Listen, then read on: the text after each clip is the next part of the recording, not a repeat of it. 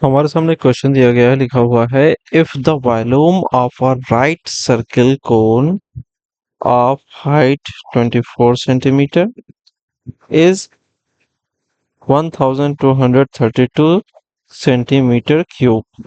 What is the total surface area of the cone?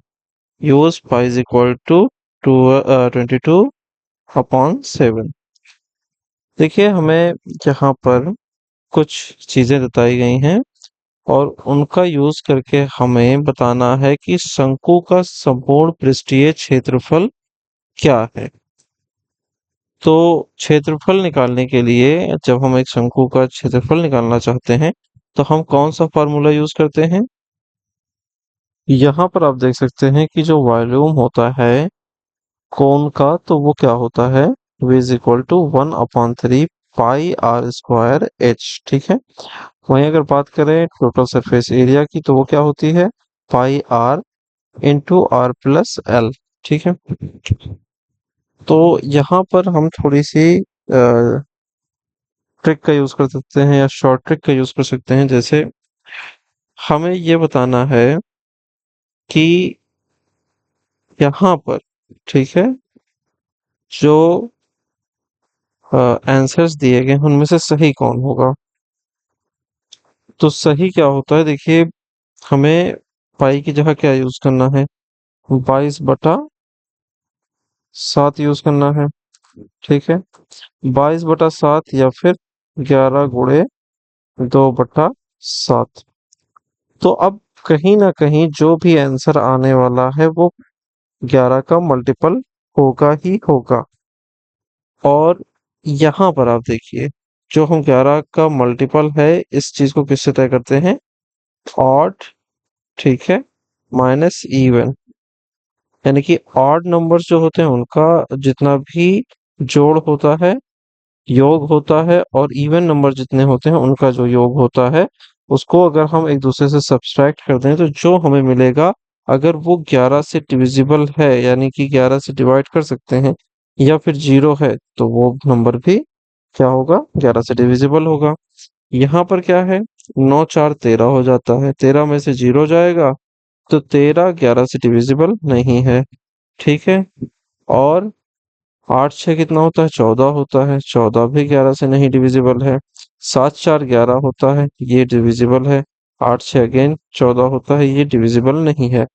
तो यहाँ पर आप देख सकते हैं कि आपका ऑप्शन जो है वो क्या आ रहा है, वो आ रहा है ऑप्शन नंबर सी। तो ये एक पर्टिकुलर क्वेश्चन के लिए ऐसा हो सकता है कि यहाँ पर आपको डिविजिबिलिटी के थ्रू एक्सेस मिल गया हो आंसर का, लेकिन बहुत बार ऐसा भी हो सकता है कि आपको ऐसा ना मिले। तो हम ऐसी कंडीशन के लिए क्या करेंगे, देखेंगे। सबसे पहले हम जानते हैं कि v कितना दिया गया है, 1232। तो हम 1232 ले लेंगे, is equal to 1/3 into pi is equal to 22/7। R square की वैल्यू हमें मालूम नहीं है और एच यानी कि हाइट जो है वो कितनी है, 24 है। ठीक है, 3 से हम 24 को काट देंगे, यहाँ पे कितना आएगा, 8 आएगा। अब हम 8 से काटेंगे 1232 को, तो 8 के नम 8, 4 आए, 43 हो गया, 8×5 = 40 हो गया और 8×4 = 32 हो गया, 154 इधर आ गया। फिर अभी देखिए 2 से काटेंगे हम, तो यहाँ पर कितना आएगा, 75 और 2 77। ठीक है, 77 का हम देखेंगे, ये 77 से कट रहा है। फिर 11 से काटेंगे, 11 के नम 11 और 11 से सते 77। ये क्या हो गया, आर स्क्वायर। आर स्क्वायर हो गया 7 का स्क्वायर। स्क्वायर से स्क्वायर हटा दीजिए, आर की वैल्यू कितनी निकल के आई, 7। ठीक है, अब ये जो 7 है इसका यूज हम यहाँ पर कर लेंगे। तो फिर से 22/7, ठीक है, गुणे 7, फिर 7 प्लस एल कितना है।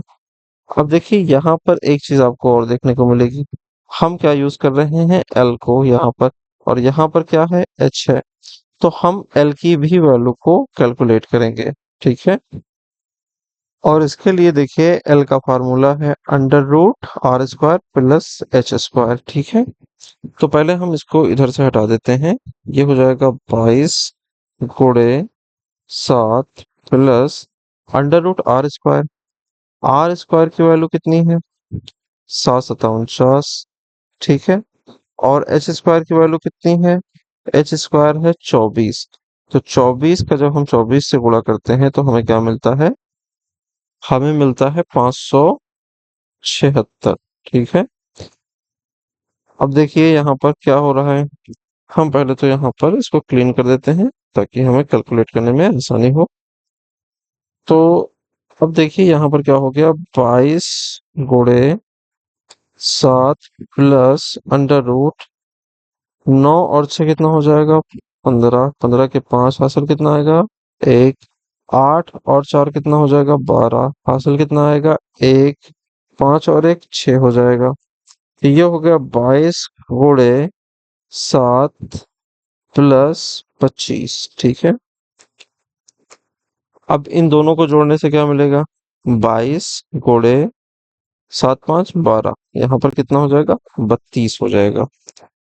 तो 32 यहाँ पर हो गया। अब आप क्या करिए, अब आपको करना ये होगा कि इनका इनका गुणा करना होगा। तो देखिए यहाँ पर हम एक थोड़ी सी ट्रिक का यूज कर लेते हैं। 22 का गुणा 30 से करेंगे कितना हो जाएगा? 660। और 2 का गुणा 22 से करेंगे कितना हो जाएगा? 44। ठीक है। तो 0 6 4 10 के 0 4 यहाँ पर और 6 4 10 के 0 हासिल आया कितना? 1। 6 और 1 7। ठीक है। तो ये कितना आया हमारा? 704। ऑप्शन नंबर सी जो है हमारा यही करेक्ट आंसर होगा क्योंकि ऑप्शन में 704 दिया गया है।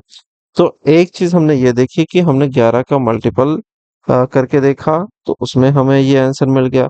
तो इस चीज को हमेशा याद रखिए, कभी भी आपको पाई वाला कोई भी क्वेश्चन मिले वहां पर आप 11 का मल्टीपल जरूर यूज करके देख सकते हैं ताकि आंसर आपको बहुत ही आसानी से मिल जाए। और बाकी अदरवाइज आपको कैलकुलेशन तो करनी ही करनी है। ठीक है।